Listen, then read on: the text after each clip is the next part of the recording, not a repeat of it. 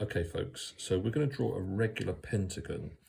To do that you need to start with a circle, and circles are quite easy to draw using a pair of compasses, but if you haven't done many before you probably need to practice some first. Important things are that the pencil lead and the point need to be about in the same place, exactly in the same place. Have a short pencil, make sure the screw is tightened up so it's not going to slip, make sure the pencil is tightened up.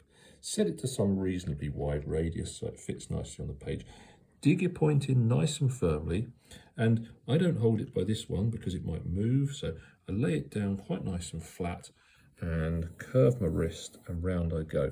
And actually you can just move the paper around like this. So there you go, nice circle. Important that we know where the centre is, where the hole is. Now we're trying to draw a regular pentagon, so what we need to do now is get the ruler and we're going to draw a straight line up.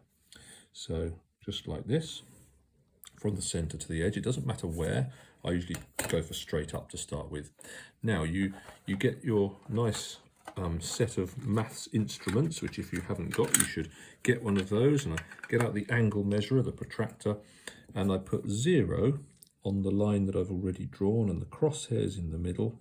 Now we're going to split up this circle 360 degrees into 5 sections, and that comes to 72 degrees each. And you can imagine if it wasn't a pentagon, you would divide by a different number. And you can maybe practice that after you've done the pentagon. So 72 degrees comes to there, and I'm going to put a little mark on there. And I'm going to join that up, so like this. Keeping my lines nice and faint because I might need to rub them out. So round I go, doing my 72 degrees each time. I could have added on and got 144 degrees, but I'm just going to keep going round and doing 72s. So another faint line on there. Here comes another 72, so make sure 0 is on the new line, 72, and we've nearly done it. There's one more to go, and I measure my last 72 like that. Make sure you're nice and accurate, otherwise the end product is not so effective, doesn't look so good. Right, I've done all my lines, and now where these points are on the circumference, if I join them up I will have a perfectly regular pentagon. So here goes, you can see what I'm doing now.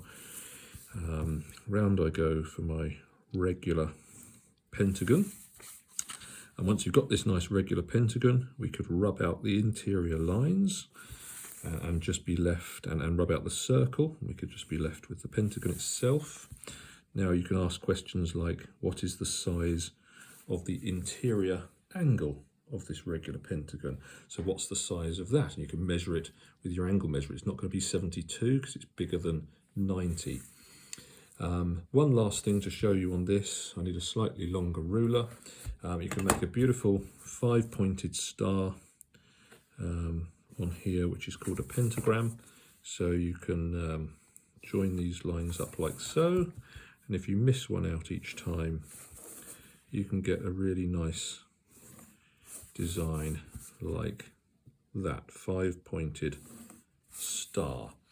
And you can probably see that inside that is another regular pentagon. So I could make another 5-pointed star inside that, and you'll know if you've been really accurate because you'll get another regular pentagon in there if you have.